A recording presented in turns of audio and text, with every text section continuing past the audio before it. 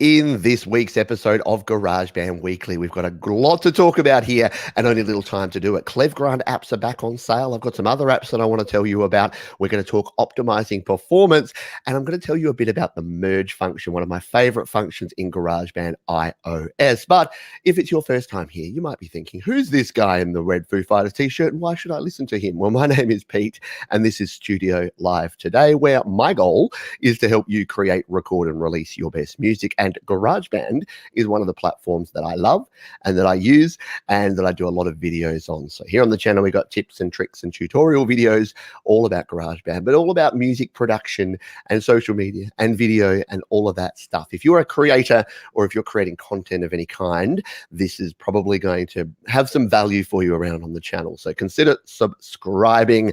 Hello to the folks who are here live. A shout out to those over on Facebook and that are here live on YouTube as well.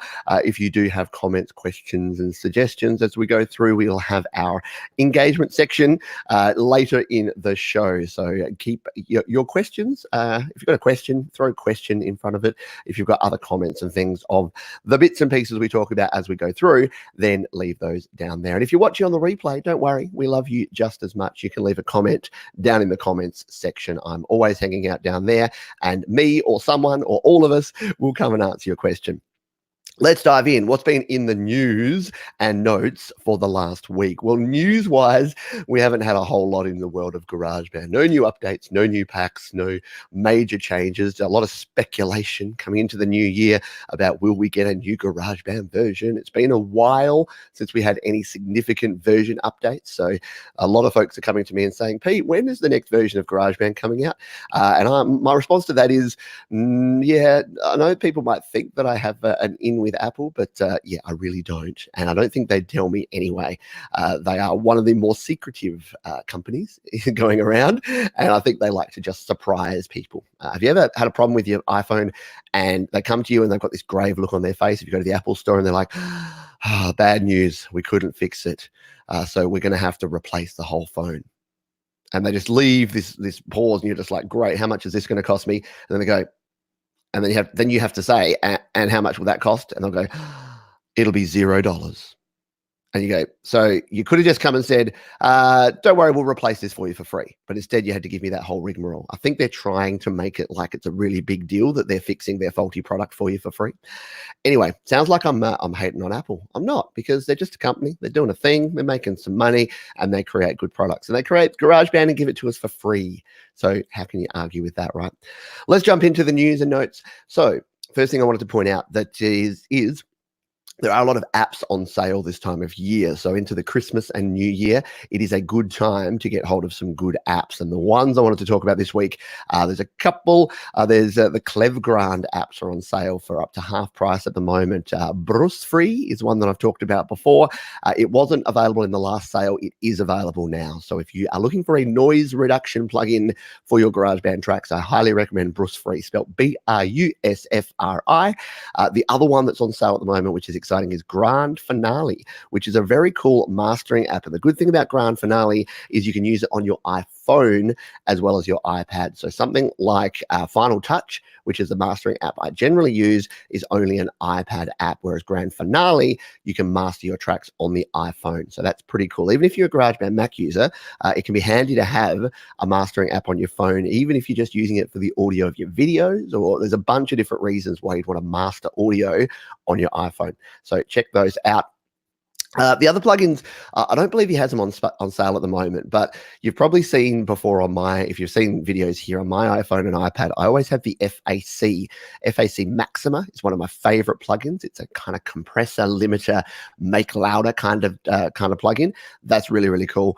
And there's Bandit, there's Transient, there's a bunch of very cool FAC, and they're made by a dude called Fred Anton Corvest. And he's the developer. He's a cool guy. He hangs out in a lot of the same Facebook groups, GarageBand users, iPad musician that I do. So I'm sure he wouldn't, I'm calling him out now, but I'm sure he wouldn't mind if you've got questions about the apps. He loves talking about them. He loves getting feedback. But yeah, even if you just grab one of those, I don't believe they're on sale right now, but keep an eye out. In fact, Marcus Manderson, who I interviewed recently, put me onto App Sliced. So if you go to appsliced.com, with my list, but it's a bit hard to hear that, appsliced, SLICED.com, you can actually select apps and then it'll give you alerts when they go on sale. So that's a very cool place to find out the latest about apps in the world of iOS. So yeah, grab yourself some Klevgrand apps. Check out the FAC and have a chat to Fred Anton Corvest because he's a cool dude.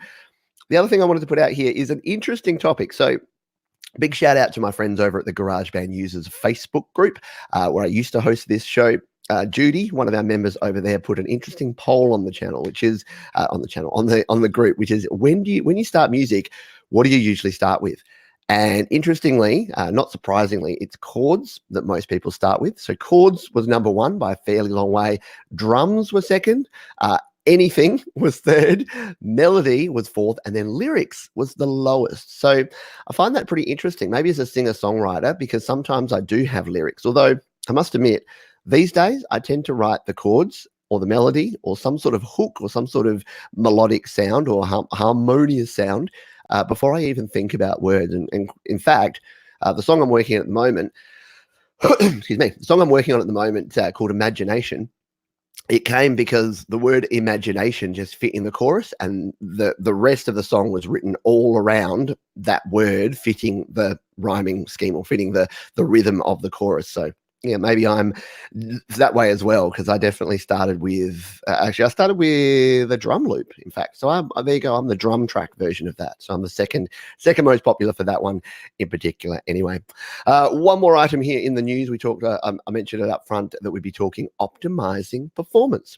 Now, this is one, those on the Mac won't be familiar with this, but if you're on iPhone or iPad, you've probably come across optimizing performance. And Jade Starr, again, over on the GarageBand Users Facebook group, put up a great post all about optimizing performance. And I've done one video, and I've mentioned it in other videos, and I'm pretty sure I've mentioned it in my home studio Q&A weekly show.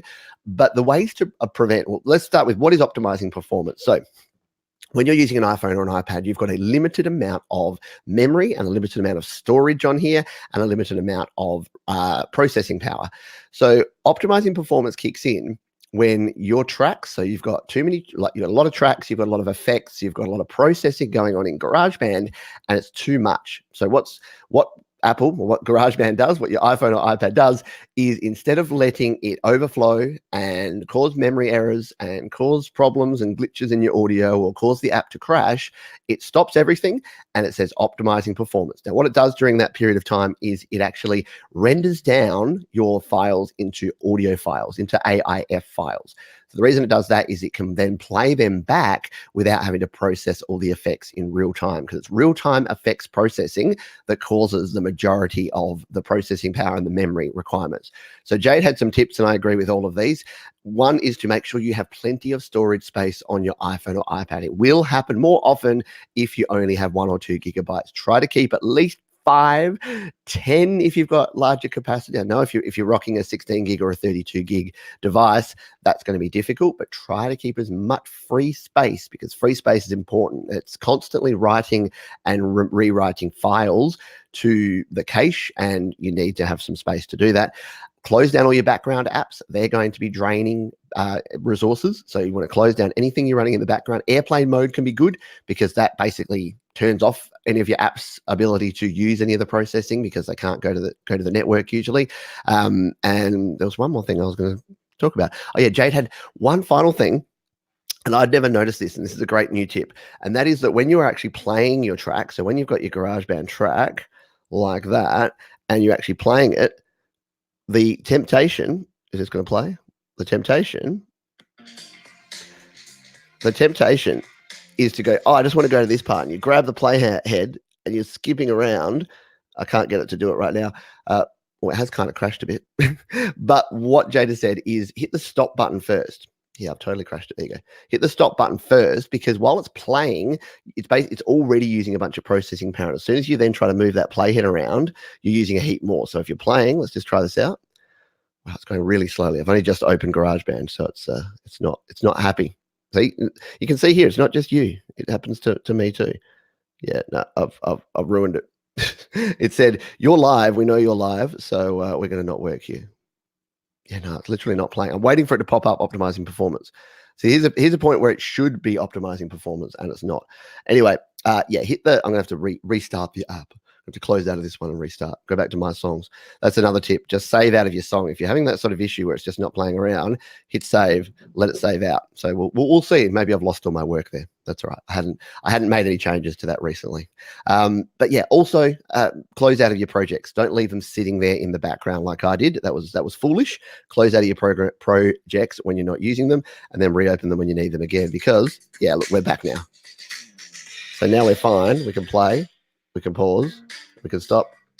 So there's the thing. When you are playing, you're playing your track, you're grooving along, hit the stop, and then do your move. That way you're not doing the moves real time. Now, if you're processing effects, obviously, if you're in your track and you're processing some plugins and effects on the track, well, then you'll need to be listening in real time. So do that. But when you're not actually listening in real time, you don't need to actually be playing the track back. Stop it, and you'll get optimizing performance less. Isn't that a cool tip? Thank you to Jade for that one. Alrighty, rant of the week. So this week, I've been talking about this for many, many weeks and months, but it seems to be a spate. I think because a lot of folks are getting new iPads and new iPhones around this time of the year. And unfortunately, a lot of them here's the deal, right? A lot of them are getting a new iPhone or a new iPad. They're maybe getting an audio interface. So they've spent maybe $1,000 on an iPad. They've got a $200 audio interface, a $100 microphone, and then they go onto eBay and they buy this to connect it all up. And this is a third-party or aftermarket USB to Lightning adapter, often called an OTG adapter. And the problem is that these work sometimes, and they work okay sometimes. So not only do they sometimes not work at all, but they don't work reliably. What I recommend is this one. And yes, folks that have been around this channel for a while are going to say, Pete, you're a broken bloody record. But I am, because I'm telling you, 90% of the gear-related problems that people come to me with are not the gear, they're the adapter. It's that they're not using a genuine Apple Lightning to USB adapter. Now, I mentioned this in a video yesterday. You may have your own views. You may have your own opinions on if it's cool or uncool or somewhere in between that Apple charge you, what is it, 39 US or 65 Australian for a glorified piece of plastic. But again, I bought this once 4 years ago. It is still in perfect condition, unlike some of these that have the very thin wires and things. This has got, now what my brother-in-law told me what these are called. These are called like a boot, like a protection boot or something. So this is going to work. And the good thing is this actually has a chip in it, an MFI. It's made for iPod, which is the old Apple standard. And it's got a chip in there, meaning that when Apple updated to iOS 13, actually, it was actually back in iOS 12, I think, the firmware on this updated to make sure it was continued to be 100% compatible with iOS. And every time iOS updates, you can be guaranteed that this will work. And again, I know it's a lot to spend, 39 or 65 or whatever you're going to spend on it. A lot to spend, but you spend it once and it should work for you forever. And just think about how much you've spent on your iPad, all of your audio recording gear, everything that you're connecting to it. So that is my rant today. I did a video on it yesterday about the history of that. These were originally called CCKs or camera connection kits, and now they're more often known as a Lightning to USB adapter. If you're on iPad Pro 3rd generation, you'll be USB-C, and it's way less important. You can pretty much use any generic USB-C to USB type adapters. But again, you do get what you pay for. The cheapest thing on eBay is generally the cheapest thing on eBay for a reason. Enough said. All righty, the tip of the week this week, I'm going to talk a little bit about the merge function. Now, if you have been using GarageBand for a while, you're probably already familiar with the merge function. But if you're not, just finding a track to open up. If you're not familiar with the merge function, it's a great way to actually take multiple tracks and merge them together into one audio track. It also helps you normalize the volume of your audio. So if you've got a track, get rid of the notification. If you've got a track that you actually is too quiet and you want to normalize the volume up, you can do that. So let's show you a quick demo here. So here's my track. I've got an audio recorder track there. If I tap, now I'm going to tap right here on, not on the waveform, but on the actual track like that. Tap on the merge button, and then you can select which tracks you want to merge together. So I could merge these two tracks at the top here together, but say I just want to normalize this track. I want to increase the volume of that one and merge it all down. I do that. I hit merge. It then will make a duplicate copy of the track, and it will merge it and normalize it. And there you go. You can see there, well, you can't see it that well. Let's tap off. You can see there at the bottom, it's actually increased the volume of that audio recorder track. The other cool thing we can do is actually merge two tracks together. Now, once you merge two tracks, if they're MIDI tracks, you lose the ability to change and update the MIDI information. So that's something to keep in mind. But if I was happy with these two MIDI tracks, for instance, I tap on the icon of one of them. I tap the merge button like that. And then this time I'm going to select both of them. So both this track and this track, well, no, it's not. Both this track and this track are selected. And now again, I hit the merge. This time it's going to merge these two tracks together and create one audio recorder out of those two MIDI tracks. So that's pretty cool. Now, every time you do this, it creates a duplicate copy of your track. So you do then have to be conscious of that you're going to end up with a bunch of tracks. But now I've got all of that just merged down onto these two tracks. So if I come back and play it, I don't even remember what this track was. But anyway, you can merge those down. So this can help you increase the volume of your tracks, give you more tracks to use because you can merge multiple tracks down into one. And there's a bunch of other cool things you can do. I've included a video down in the description. That's my 6 cool uses of the merge function. And there you will continue to legitimately find more and more great uses for the merge function if you check that out. All righty. That's the tip of the week. The plugin of the week for this week. And this one did make my list. So you might have checked out my video earlier in the week, which was my top 5 free iOS plugins of 2019. And the good news about this plugin, I know I don't give my Mac users a lot of love. This one's available for free on Mac as well as on iOS. In fact, Patrick over at the GarageBand Guide has been using this one for years as well. And it is the Rough Rider 2 compressor plugin from Audio Damage. It is a great compressor. It's unlike the stock compressor in GarageBand that you can use on your iPhone or iPad or on the Mac version. It actually does add some color. Like, it's called the Rough Rider for a reason, right? And small aside, I was talking about this yesterday, and my wife was just outside the door, and I was recording the video, and I did a take, and then she knew I was finished, and she's like, "What are you talking about? The Rough Rider?" And I'm like, "Yeah, didn't I tell you? I changed the genre of my channel. I'm no longer talking about audio. Anyway."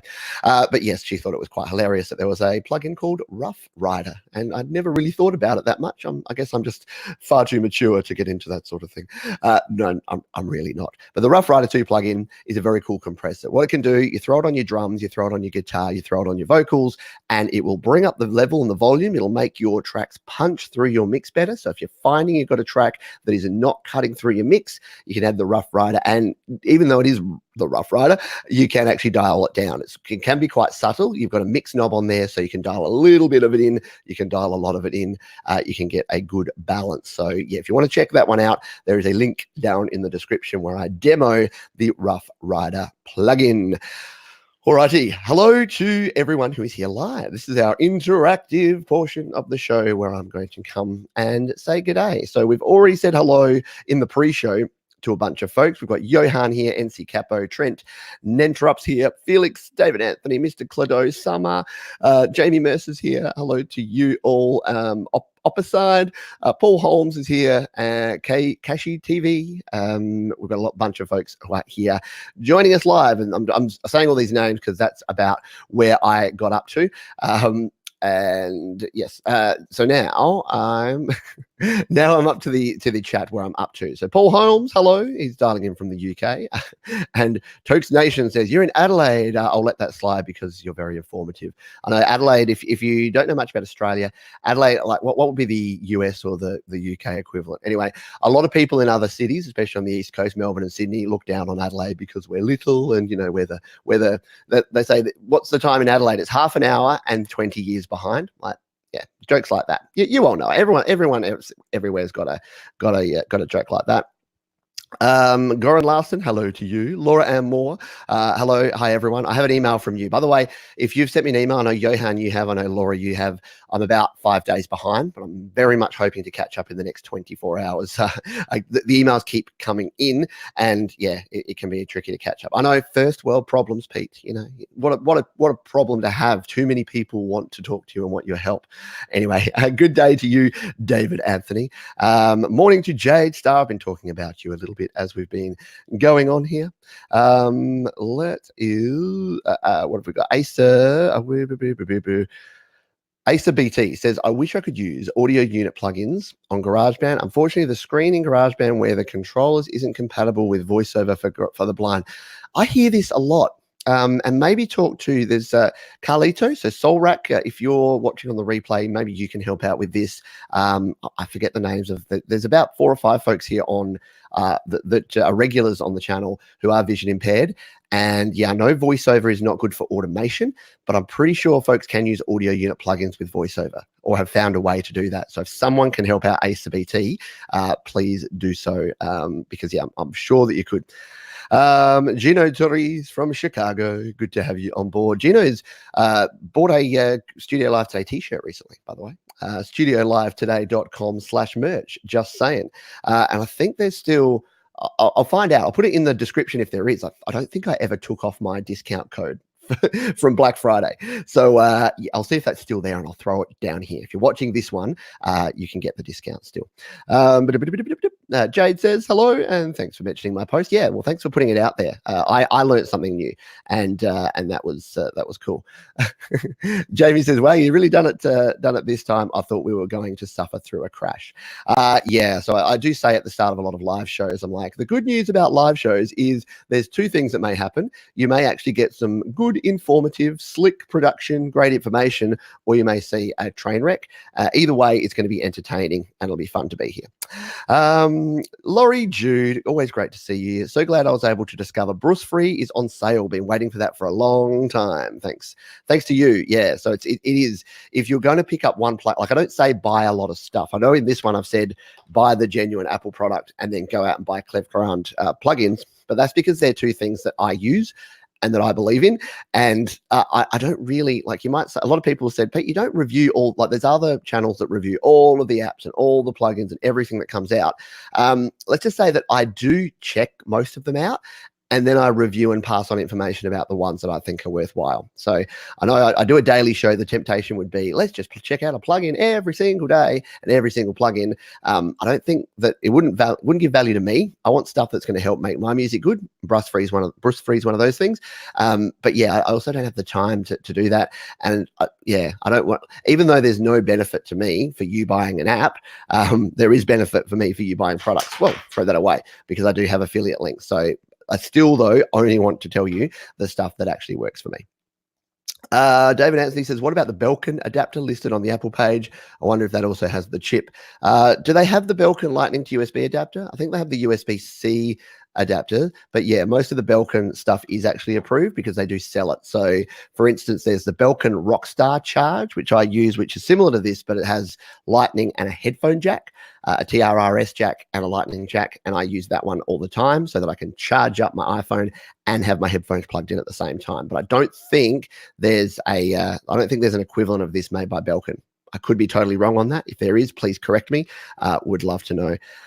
Gino says, buy the Apple adapter. I vouch for it, Pete. I bought a cheap one and it only worked when it wanted to, meaning once a week. Yeah, and that's the thing. Like I legitimately did a video when I first got this one and compared it to this one.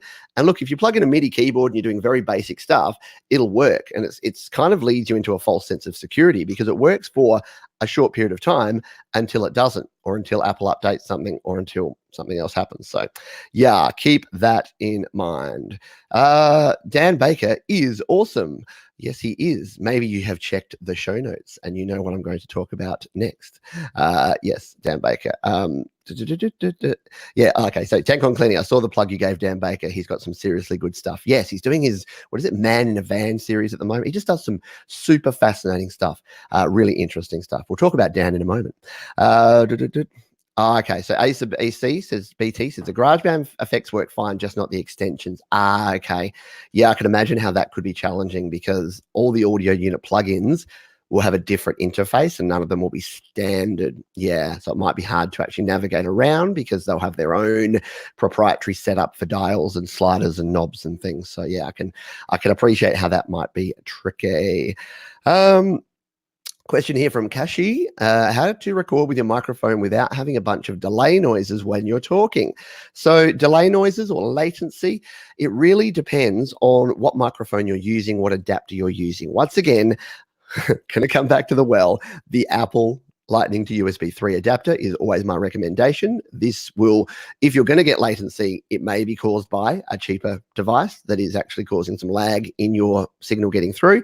Then it's the audio interface you're using. So most of your latency is going to come from the microphone or the audio interface you're using. So if you're using something like a Steinberg or a Focusrite or even some of the Behringers, then you should be getting pretty low latency.